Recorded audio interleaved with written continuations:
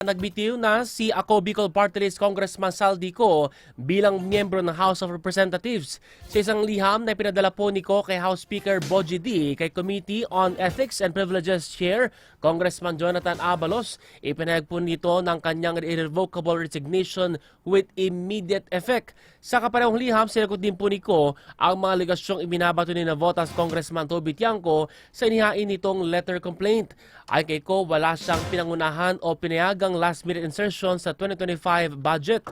Nilinaw din po ni Co na aprobado ang kanyang leave of absence mula sa Kamara at hindi kinakailangan ng medical certificate para maprubahan ito.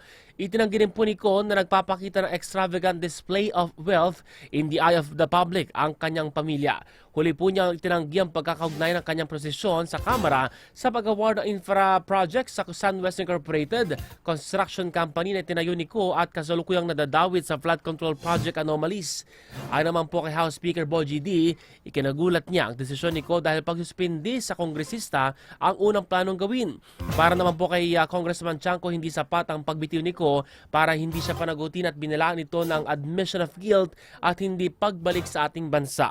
Magugunit ang biligan po ng 10 araw hanggang September 29 o kahapon po yan si Co para umuwi ng Pilipinas, bagay na hindi niya sinunod.